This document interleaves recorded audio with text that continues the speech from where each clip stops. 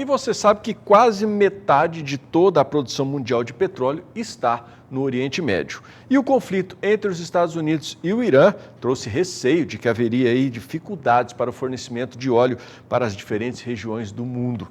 Nos últimos dias, esse temor causou uma especulação que trouxe uma disparada dos preços do petróleo no mercado internacional. Para você ter uma ideia, o petróleo tipo Brent, que é aquele de maior qualidade, se aproximou de $71 o barril. E o outro, o petróleo tipo americano, dos Estados Unidos, subiu para perto de $65 o barril.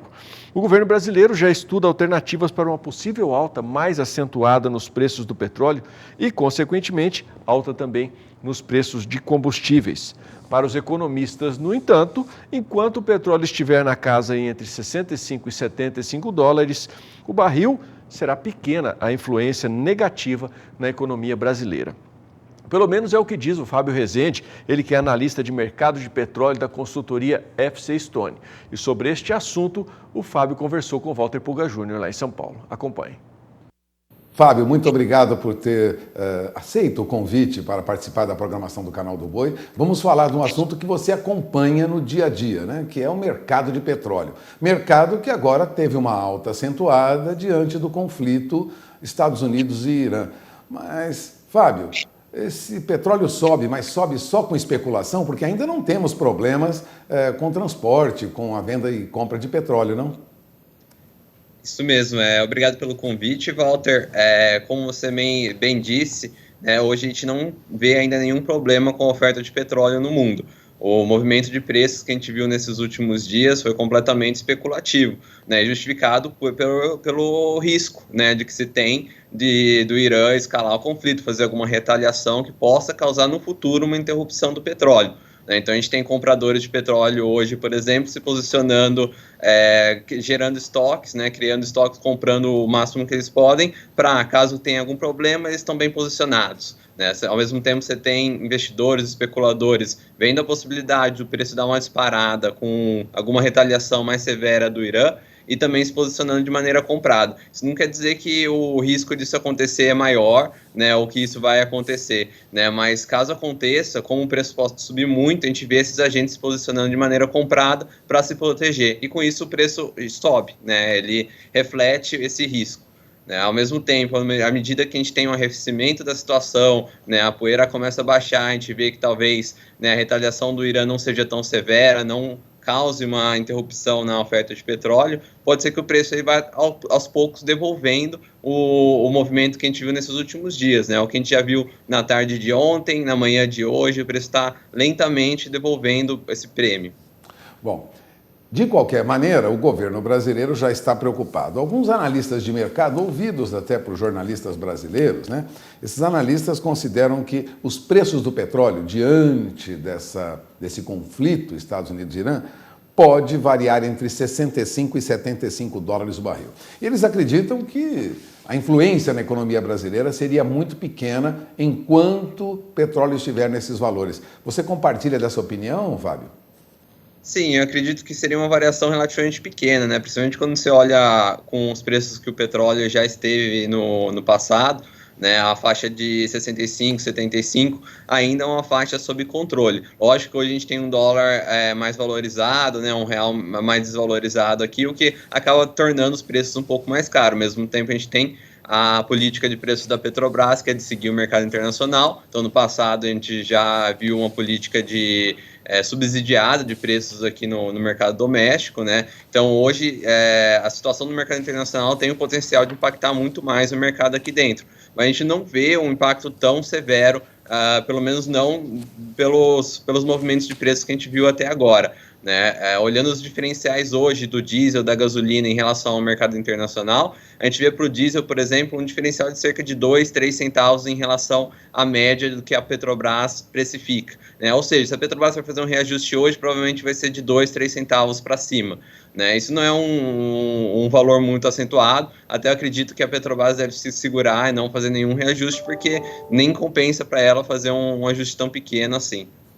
Agora vamos falar da preocupação do governo, Fábio? O governo federal está preocupado e o ministro das Minas e Energia declarou recentemente, Bento Albuquerque, que o governo já estuda alternativas para não ficar refém dessa alta acentuada do petróleo, caso ela ocorra.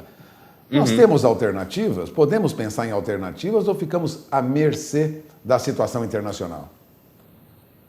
A situação é bem complicada, né? Se a gente volta para as políticas anteriores de precificação, isso vai contra o que o governo, o Ministério da Economia tem colocado, a própria ANP tem colocado para o mercado, né? Acho que isso não seria positivo para a economia brasileira, né?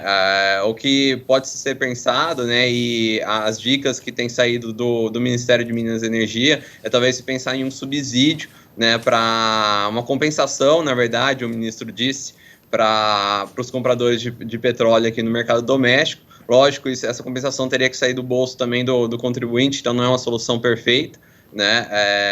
E também há a perspectiva, talvez a possibilidade de se discutir cortes nos impostos, né? Hoje a carga tributária do preço dos combustíveis no Brasil é muito alta, né? Ela tem uma participação muito relevante na precificação, né? E também já se discutiu talvez uma redução dos impostos. A questão é que a maior parte dos impostos são estaduais, né? O ICMS que tem a maior participação, e isso então dependeria também da participação dos governos estaduais.